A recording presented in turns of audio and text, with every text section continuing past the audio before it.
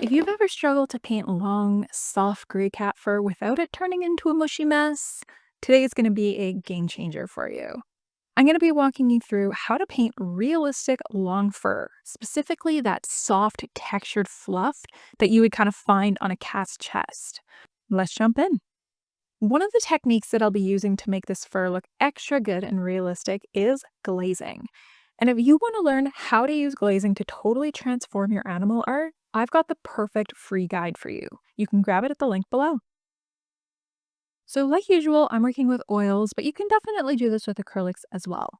I'm going to be using titanium white, ivory black, burnt umber, and a little bit of cobalt violet hue to add some richness to those shadows. I'm also going to be working with my current favorite painting medium for oils, Galka Gel by the brand Gamblin. For brushes, I'm going to be using a selection of mostly filbert brushes in different sizes, and then my beloved script brush for that fine detail. Let's start painting. So like usual, I'm going to start by mapping out the darkest parts of my painting first. Here, I'm working with oils pretty thickly, and I'm going in with some of my ivory black and burnt umber just to be able to get those darkest parts in first. And then from there, I start to move through to some brighter colors, adding a little bit more titanium white as I go. But yeah, for the most part, I'm basically working from darkest to lightest. So one thing I wanted to be really aware of when I'm painting this specific type of cat fur is the fact that it is very textured and sort of clumpy. And it has a beautiful soft texture to it, but the fur does stick together in sort of clumps. And the thing is when you're painting this kind of fur, you want to make sure that you are paying attention to that and getting that in your painting because it's just going to add so much more realism, but also just make the piece look so much more interesting. So while I'm starting to work on this layer of the underpainting, I'm paying attention to those clumps, kind of where they are, and then also how the shadows are going to be working around those fur clumpies and defining those shadows, because ultimately that is going to be a big part of how those fur clumps are basically defined. And then I keep working through my palette here, adding more titanium white as I go to get lighter and brighter and starting to get more full coverage on my canvas here. One thing to note is that I did decide to tint my canvas before I started painting. All I did here was just give things a dilute wash of brown acrylic paint, just so I wasn't working on a white canvas anymore, because trust me, working on a white canvas is just making things unnecessarily hard for yourself. So yeah, I'm starting to get into some slightly smaller brushes here as I'm filling in those last little blank areas. I'm trying my best to not overlap my paint too much, just basically keeping my colors separate at this point. And then I know that I'm going to be doing some blending. So it's totally okay if things look super rough and almost like paint by numbery right now, because it won't look like that for much longer. Finally, the last thing I'm doing here in my underpainting before I start doing a bit of blending isn't just adding a little bit of preliminary fur texture. All I'm really doing here is using the knife edge of my filbert brush to kind of float some smaller chunks of fur on top here in a much lighter color, just to give things a little bit more texture before we start blending. Now, because I'm working with oils here, all of this paint is very wet, so it gives me the opportunity to do some beautiful blending. The fur up until this point looks pretty rough and chunky and paint by numbery. Definitely not that soft, beautiful fur that I want.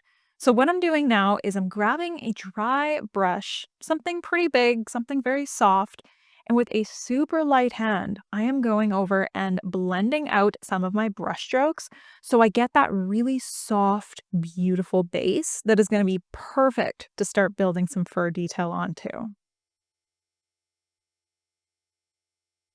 So I put my painting aside for a few days so it could dry completely, and now it's time to really start building up some details and texture. I'm starting off with a pretty dark brown here, and I'm actually using a brush that is pretty raggedy and beat up. The bristles are pretty splayed, so they actually give some really cool fur texture. So I'm using them to kind of move through some dark browns and blacks first to build up the detail in the shadows a little bit more before I grab a smaller beat up brush and then start to do my first preliminary pass of detail with a smaller beat up brush, all that good texture in those bristles, and using lighter paint. So I'm just doing my first pass now. There's lots to go, but I like using a textured brush for this stage because I find it just makes you move a little more quickly. You don't get super bogged down in tight detail just yet. Don't worry, there'll be lots of time to get bogged down in tight detail. So I like to use these rough brushes first to kind of get that first pass on when you're working on some texture. And then we're going to go ahead and grab a beautiful script brush, just like I am right now, and really start to make things pop. So now that I have that first detail pass down or texture pass, this script brush is where things are really going to start to come to life. So I love this script brush because A, it comes to a beautifully sharp point, so you get really great detail, but those long bristles also act like a little bit of a reservoir for your paint. And when you thin it properly, you can actually get a ton of brush strokes in before you actually have to reload your brush with more paint. So while I'm starting to build up this fine fur texture here, one thing that I'm really trying my best to do is get some good movement happening in these brushstrokes. So this fur is definitely not straight. And even if I was painting fur that is a bit more on the straight side, there's still going to be a lot of movement there because let's be real. Animals aren't usually brushing their fur every 2 seconds. And yes, this is a cat. Maybe it's a show cat and maybe it does get brushed all the time.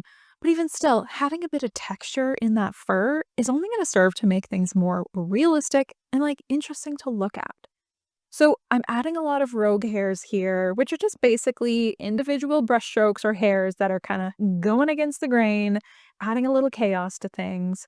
But I'm just adding a lot of movement to my brush strokes. You can see I'm wiggling my brush as I'm pulling it along. And all of this is going to layer really beautifully to make a soft, realistic fur texture that is just so pretty. And I can like practically reach out and touch it.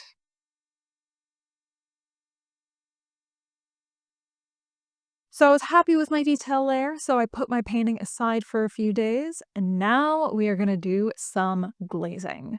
Glazing is a beautiful technique where you add a little bit of transparent paint to a painting medium. In this case, I love using Galka Gel by the brand Gamblin. And you do these washes of color to make all these beautiful fine adjustments. So here I'm doing a glaze pass to basically add a little bit of depth. And I'm using what I like to call a shadow glaze to be able to further carve out some of those fur chunks in a really subtle way.